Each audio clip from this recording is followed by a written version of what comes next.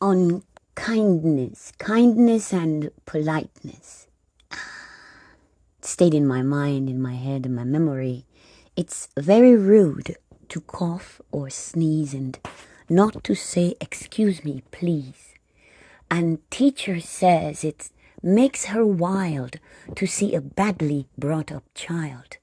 You mustn't push when in a crowd. You mustn't shout out very loud. You mustn't lean against the rails. You mustn't bite your fingernails.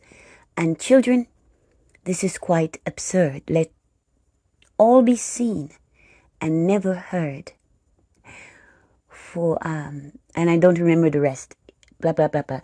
Can't be, for it surely can't be right, or something. We must seek to be polite.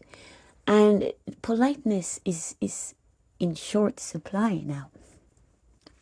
I just remembered a few things popped into my head, and dealing with people who were less than kind to me, and I did not understand why.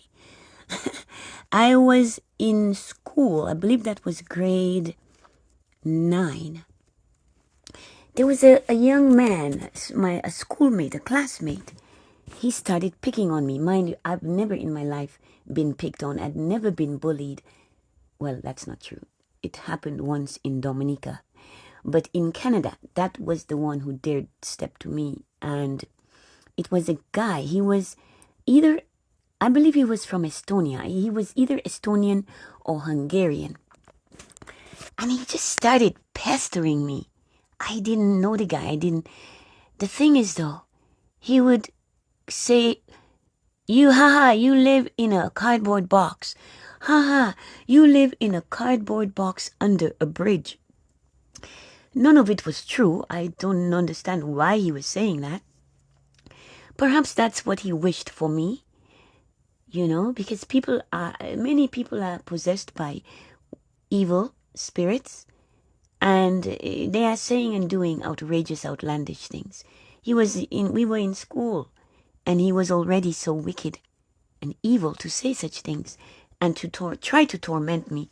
I ignored this guy, but several years later, when we were out of school, I saw him. He looked exactly the same, except, oh my God, I actually felt bad for him.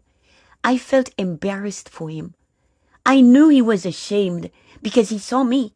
And my face, you do not forget my face. And I did not forget his face. But I could not help but have the last laugh because his face looked like pizza. Red and yellow pus, pimples, just big round bumps and pussy bumps and bumps and bumps and lumps. And he had a very horrific case of acne, the worst I'd ever seen.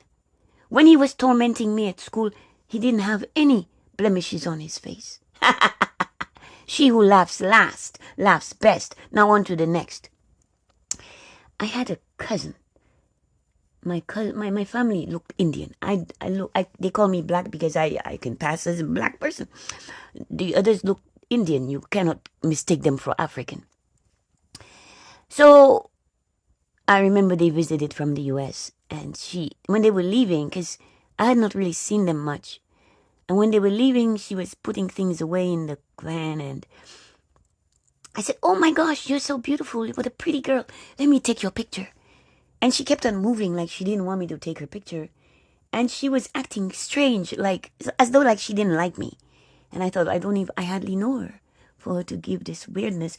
But her little sister, who was bigger than her in size, the little sister was obese. This one looked kind of like model body, model type, model face, model hair, the Indian hair and the features. And she was full of herself. You could tell she was conceited and vain. And she was being really bitchy, so whatever. I got that vibe from her, and I just left her alone. But I always had a fondness for this younger sister. She just seemed to be a nicer person, But she was very shy, painfully shy. She reminded me of myself as a child. I was very shy, very bashful. When you are in this world and they give you a life that you don't feel secure, you don't feel safe, you tend to be shy. And I wondered, I hope nobody is touching this child as I had been touched, because it makes us become so scared of everything and everyone. Anyway, years later, this girl, the prettier one, she's not prettier. They're both very pretty. They just look different. And the one who thought she was all that, she started a fight with me on Facebook. It was like for the dumbest, pettiest, most silly reasons. But she was fighting with me.